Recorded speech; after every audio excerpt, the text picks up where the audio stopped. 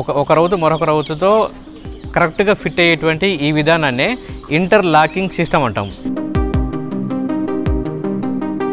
ఇదంతా కూడా ఒకటే శిలతో తయారు చేయబడేటటువంటి ఈ విగ్రహం ఇది.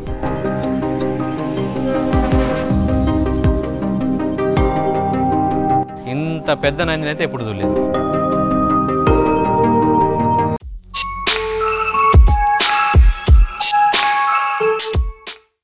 ఓం నమ శివాయ.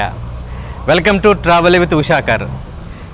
శివరాత్రి సందర్భంగా దాదాపు 1000 సంవత్సరాలకు పైగా చరిత్ర కలిగినటువంటి ఒక పురాతన శివాలయం దగ్గరికి అయితే వచ్చాను. ఇది మనకు కనిపిస్తున్నటువంటిది ఆ టెంపుల్. ఇది ఎక్కడ ఉందో తెలుసా? తమిళనాడు రాష్ట్రంలోని తాంజావూరులో ఉన్నటువంటి ఒక అద్భుతమైనటువంటి టెంపుల్. ఇది భారతదేశంలోనే శివునికి సంబంధించినటువంటి అతిపెద్ద గుడిలలో ఇది కూడా ఒకటి. దీన్ని ఈరోజు మీకోసం ఎక్స్ప్లోర్ చేయడానికైతే నేను సిద్ధంగా ఉన్నాను. చూడడానికి మీరు రెడీగా ఉన్నారా? Let's go inside. తంజావూరులోని బృహదీశ్వర ఆలయానికి మీరు వెళ్ళాలనుకుంటున్నారా? అయితే మీరు ఖచ్చితంగా ముందు ఈ వీడియోని చూడండి, మీకు ఒక కంప్లీట్ అవగాహన వస్తుంది. ఈ టెంపుల్కి వెళ్ళలేని వాళ్ళు కూడా మీరు కనుక ఈ వీడియో చూసినట్లయితే ఈ టెంపుల్కి సంబంధించినటువంటి కంప్లీట్ ఇన్ఫర్మేషన్ అయితే మీకు ఇవ్వడానికి నేను ప్రయత్నం చేశాను. ఒక్కసారి అయితే చూడండి. తర్వాతకి ఈ మహాశివరాత్రి సందర్భంగా మీకు ఒక మంచి వీడియోను అందించాలనేటువంటి ఉద్దేశంతో ఫస్ట్ మేము హైదరాబాద్ నుంచి చెన్నై నుంచి నెక్స్ట్ తంజావూరుకు దాదాపు ఒక 870 కిలోమీటర్లు ట్రావెల్ చేసేసి మేము ఇక్కడికి వచ్చినాం మీకోసం. ఎంతో కష్టపడి ఈ వీడియోని అయితే మేము తయారు చేసినాం. ఒక చిన్న లైక్ అయితే ఇవ్వండి. మీరు ఇచ్చే లైక్ నాకు చాలా ఎంకరేజ్మెంట్ అయితే ఇస్తుంది.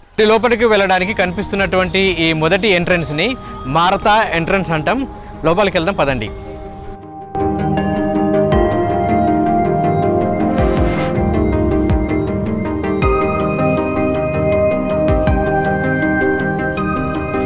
మొదటి ఎంట్రన్స్ తర్వాతకి నెక్స్ట్ మనం సెకండ్ ఎంట్రన్స్ దగ్గరికి అయితే వచ్చినాము. దీనిని కేరళాంతకం తిరువాసాలు అంటాం. సో నెక్స్ట్ లోపలికి వెళ్దాం పదండి. ఇంకొంచెం ముందుకు. స్కూల్ పిల్లలు కూడా విజిట్కి వచ్చారు, చిన్న పిల్లలు చూడండి. మన ఇళ్ళకైతే జనరల్గా మనం పిల్లర్స్ వాడి ఆ ఇంటిని కొంచెం బలంగా ఉంచడానికి ప్రయత్నం చేస్తాం కదా. అదేవిధంగా ఇక్కడ కనుక చూసినట్టయితే ఇది అంతా కూడా ఒకే రాయితోటి మలచబడ్డటువంటి ఒక దర్వాజా లాంటి భాగం, పిల్లర్ లాగా కనిపిస్తుంది కదా. మామూలు లేదు, ఇది ఇంత పెద్దది దొరకడం అంటే దాదాపు ఒక కొండను తొలిచి పెట్టారనుకుంటా. సో దీనికి ఎదురుగా కూడా ఇంకొకటి కనిపిస్తుంది మనకు, ఒక బాహుబలి దర్వాజా లాంటివి.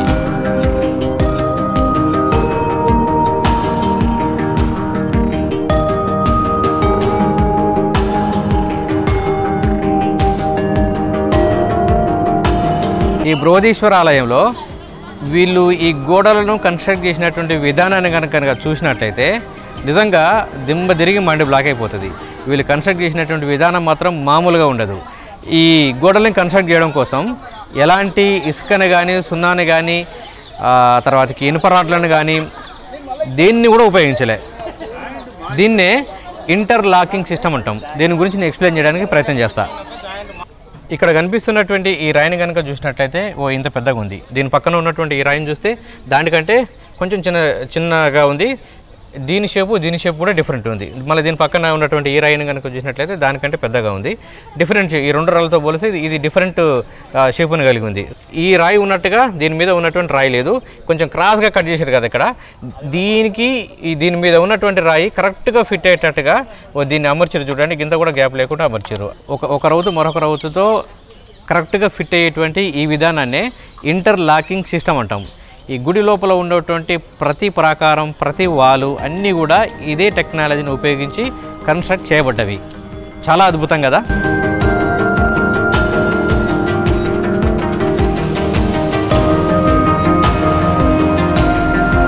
మనకు కనిపిస్తున్నటువంటి ఈ 3వ ఎంట్రన్స్ పేరు రాజరాజన్ తిరువాసల్.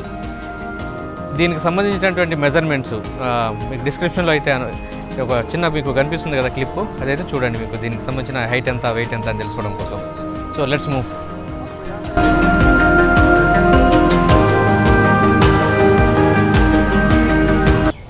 ఇక్కడ ఉన్నటువంటి ఈ గోడల మీద శిల్పకళ చూడండి, చాలా అద్భుతంగా కనిపిస్తుంది. సర్ప్రైజింగ్ ఏంటంటే ఇవి కూడా ఇంటర్లాకింగ్ సిస్టమ్ ద్వారానే నిర్మించారు. ఇక్కడ చూడవచ్చు మనం.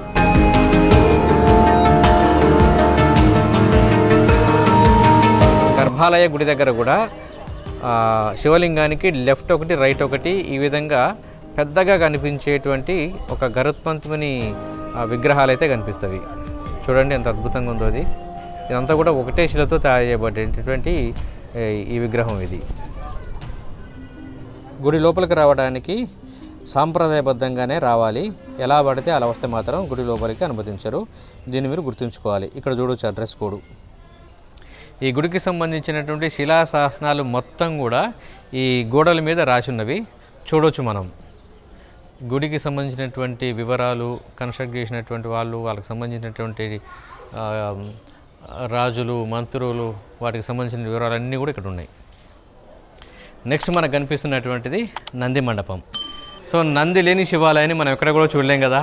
ఇక్కడ కూడా నంది ఉంటుంది, బట్ మనం అనుకున్నటువంటి నంది కాదు, సంథింగ్ స్పెషల్. చూపిస్తాం మీకు అది. ఇప్పుడు మామూలుగా ఉండదు నంది మాత్రం. సో వెళ్ళి చూద్దాం పదండి. ఈ గుడికి సంబంధించినటువంటి కంప్లీట్ వ్యూను చూపిస్తున్నా, ఒక్కసారి చూడండి. ఇది యునెస్కో చేత ప్రపంచ వారసత్వ సంపదగా గుర్తించబడినటువంటి ఆలయం. ఈ గుడి ఎంత పెద్దగా ఉంటుందంటే దీని గోపురం యొక్క నీడ భూమిని దాకకుండా గుడి మీదే పడుతుంది, అంత పెద్దగా ఉంటుంది. ఇది మనకు కనిపించినటువంటి నంది. నేను ఎందుకు చెప్పాను మీకు అర్థమైంది కదా.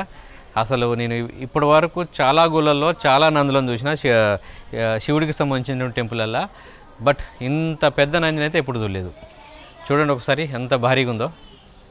మనకు కనిపిస్తున్నటువంటి ఈ నంది యొక్క హైట్ 3.6 మీటర్స్. ఈ నంది బరువు 25 టన్స్. ఇది చూడండి, ఇక్కడ మనకు ఎదురుగా కనిపిస్తున్నటువంటి శివుని యొక్క గుడికి స్ట్రైట్గా శివలింగానికి ఎదురుగా ఇది ఉన్నది. దీనికి ఉన్నటువంటి మరొక ప్రత్యేకత ఏంటంటే ఈ నంది కంప్లీట్గా ఒకే ఒక శిలతో తయారు చేయబడ్డటువంటి నంది ఇది.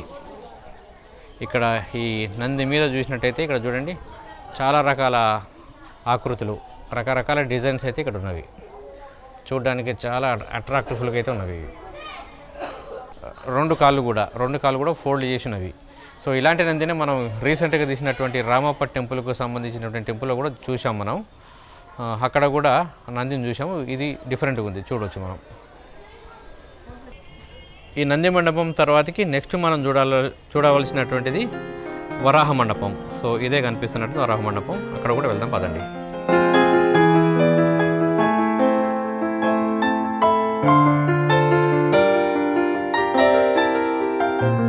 మేము వచ్చినటువంటి టైంలో ఈ వరాహి మండపం అయితే బంద్ ఉంది. సో దానికి సంబంధించినటువంటి చరిత్ర అయితే ఇక్కడ నేను చూపిస్తున్నాను. మీకు కావాలనుకుంటే ఈ వీడియోను ఆపి మీరు చూడొచ్చు. ఈ బృహదీశ్వర ఆలయాన్ని కట్టింది చోళులు కదా. ఒరిజినల్గా ఎప్పుడైతే గుడిని కట్టినప్పుడు ఉన్నటువంటి నంది ఇది. ఆ తర్వాతి కాలంలో నాయక రాజులు ఎప్పుడైతే ఈ ప్రాంతాన్ని పరిపాలించారో ఈ నంది ఎక్కడ ఉన్నటువంటి ఈ నందిని తీసేసి మనకు కనిపిస్తున్నటువంటి ఆ నందిని పెట్టిరు వాళ్ళు. ఇక్కడ చూడొచ్చు మనం కొద్దిమంది ముస్లిం మహిళలు కూడా ఈ టెంపుల్ని దర్శనం చేసుకోవడం కోసం వచ్చారు. సో మీకు ఎలా అనిపిస్తుంది చూడండి. ఇది భిన్నత్వంలో ఏకత్వం మీకు అనిపిస్తుందా? మనకు కనిపిస్తున్నటువంటిదే గర్భాలయ గుడి. ఈ గర్భాలయ గుడిలోకి కెమెరా అయితే అనుమతించారు. చూడండి ఒక్కసారి ఎంత హైట్ ఉందో. గోపురం గర్భాలయంలో ఉన్నటువంటి గోపురం యొక్క హైట్ 212 ఫీట్ లేదా 64.8 మీటర్స్ ఎత్తునైతే కలిగి ఉంది. భారతదేశం లోపల శివునికి చాలా గుళ్ళు ఉన్నాయి కదా, అట్లాంటి గుళ్ళల్లో అత్యంత ఎత్తుగా ఉన్నటువంటి గర్భాలయ గుడి గోపురాలలో ఇది ఒకటి. ఈ గణేష మందిరం కూడా చూడవచ్చు ఇక్కడ మనం. ఇదే గణేశుని యొక్క టెంపుల్. మనకు కనిపిస్తున్నటువంటి గుడి మొత్తం విస్తీర్ణం 45 ఎకరాలలో విస్తరించింది. ఈ గుడి ఫస్ట్ ఫ్లోర్ వరకు కూడా ఈ గుడిని కన్స్ట్రక్ట్ చేయడం కోసం కంప్లీట్గా మార్బుల్ని ఉపయోగించారట. ఒక మార్బుల్ ఉపయోగించి కన్స్ట్రక్ట్ చేసినటువంటి మొట్టమొదటి టెంపుల్ కూడా ఇదే. ఈ మనకు కనిపిస్తున్నటువంటి ఈ గోపురం పై భాగాన కనుక చూసినట్లయితే ఒక రౌండ్ షేప్లో ఒక డోమ్ కనిపిస్తుంది కదా. ఈ డోము దాదాపు 80 టన్నుల బరువును కలిగి ఉంటుంది. మరి ఇంత బరువు ఉన్నటువంటి ఈ డోమ్ను పైకి ఎలా తీసుకొచ్చారనేది ఒక సందేహం. సో ఇక్కడ ఉన్నటువంటి చరిత్రకారుల అభిప్రాయం ప్రకారం ఈ గుడికి దాదాపు ఒక 6.5 కిలోమీటర్ల దూరం నుంచి ఒక స్లోప్ లాగా ఏర్పాటు చేసేసి అక్కడి నుంచి దీన్ని ఇలా తీసుకొచ్చారట. తర్వాతకి దీన్ని ఇక్కడ ఫిక్స్ చేసేసారు. ఈ గర్భాలయం చుట్టూ ఏర్పాటు చేయబడ్డటువంటి కళాకృతులు మాత్రం చూపరులను ఇట్టే ఆకర్షిస్తాయి. చూడండి ఎంత బాగున్నాయో. ఇగో ఇది ఆ టెంపుల్ బ్యాక్ సైడ్ నుంచి వ్యూ. ఈ గర్భాలయానికి బ్యాక్ సైడ్లో కరువూరర్ మందిరం అయితే ఉంటుంది. ఎవరు ఈయన అంటే చోళరాజు అయినటువంటి రాజరాజ 1 యొక్క గురువు. ఈ సాధువుకు సంబంధించినటువంటి మందిరాన్ని కూడా మనం చూడవచ్చు. ఈయన గుడి లోపల శివలింగాన్ని ప్రతిష్ఠించడంలో తన వంతు సహకారాన్ని అందించాడట. సో చూడవచ్చు ఆయన సంబంధించినటువంటి విగ్రహాన్ని. అభిషేకం చేసిన తర్వాత బయటకు వచ్చేటువంటి ఆ నీటి కోసం ఏర్పాటు చేయబడ్డటువంటి ప్లేస్ ఇది.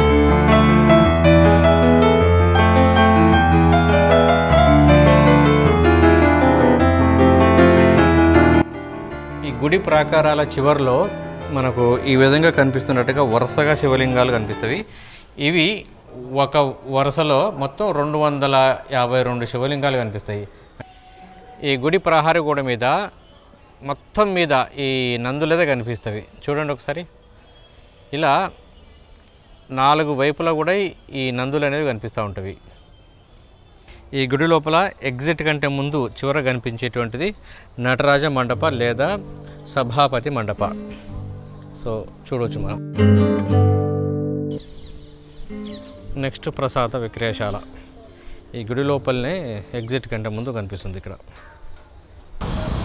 లవ్ తంజావూర్ చూడడానికి చాలా బాగుంది కదా. ఇది ఈశ్వర ఆలయాన్ని ఇక్కడ ఉన్నటువంటి లోకల్ ప్రజలు పెరియా కోవెల్ అని కూడా పిలుస్తారు.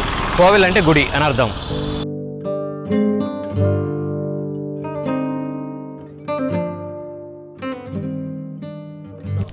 మనకు కనిపిస్తున్నటువంటి చెప్పుల స్టాండు ఈ తెల్లటి బస్తాలు ఉన్నాయి కదా, ఇవి ఒక్క పేరుకు 5 రూపీస్ తీసుకుంటారు. దీనికి ఎదురుగానే మనకు దేవుడి బొమ్మలకు సంబంధించినటువంటి ఈ ఐటమ్స్ కూడా చాలానే కనిపిస్తున్నది. ఒక మినీ షాపింగ్ కాంప్లెక్స్ అనుకోండి ఇదంతా కూడా. ఈ గుడి లోపలికి వెళ్ళగానే మనకు ఒక బ్లూ ప్రింట్ కూడా కనిపిస్తుంది. ఈ గుడి లోపల దేని ఎట్లా దర్శనం చేసుకోవాలని ఒక రూట్ మ్యాప్ ఉంది. ఈ రూట్ మ్యాప్ ప్రకారం కనుక వెళ్ళినట్టయితే మనకు దర్శనం కూడా చాలా ఫాస్ట్గా ఈజీగా తొందరగా అయిపోతుంది. ట్రైబల్ పీపుల్ తయారు చేసినటువంటి వస్తువులు లైక్ అగరబత్తులు, తేనె, jute bags, candle making, candles ఇవన్నీ కూడా ఇక్కడ అమ్ముతారు. గవర్నమెంట్ ఆఫ్ ఇండియా తరఫున వీళ్ళు అమ్ముతారు. కావాలని నచ్చినటువంటి వాళ్ళు ఆ వస్తువులైతే తీసుకోవచ్చు. డివోషనల్ బుక్స్కి సంబంధించినటువంటి పబ్లికేషన్ సెంటర్ కూడా ఇక్కడ ఉంది. నైట్ పూట ఈ టెంపుల్ వ్యూ బాగుందని మా ఫ్రెండ్స్ చెప్పుండే, దాంతో నైట్ వరకు స్టే చేసి మీకు చూపిద్దామనే ఉద్దేశంతో నేను సాయంత్రం వరకు ఇక్కడే ఉన్నా. ప్రపంచంలోని ఎత్తైన కట్టడాలైనటువంటి ఫ్రాన్స్లోని ఈఫిల్ టవర్ కావచ్చు, ఇటలీలోని లీనింగ్ టవర్ ఆఫ్ పీసా కావచ్చు, ఇవన్నీ కూడా కన్స్ట్రక్ట్ చేసిన కొంతకాలానికి కొంత కోణంతో వంగిపోయినవి. కానీ మనకు కనిపిస్తున్నటువంటి ఈ గుడి గోపురం 1000 సంవత్సరాలకు పైగా చరిత్ర కలిగినప్పటికీ, ఇంత ఎత్తులో ఉన్నప్పటికీ ఇది కనీసం 1 డిగ్రీ కోణంతో కూడా వంగలేదు. అలాగే స్ట్రైట్గా నిటారుగా నిల్చొని ఉన్నది. ఇది ఈ గుడికున్నటువంటి ప్రత్యేకత చెప్పొచ్చు. ఇది మన భారతీయుల ప్రౌడ్ మూమెంట్ కూడా.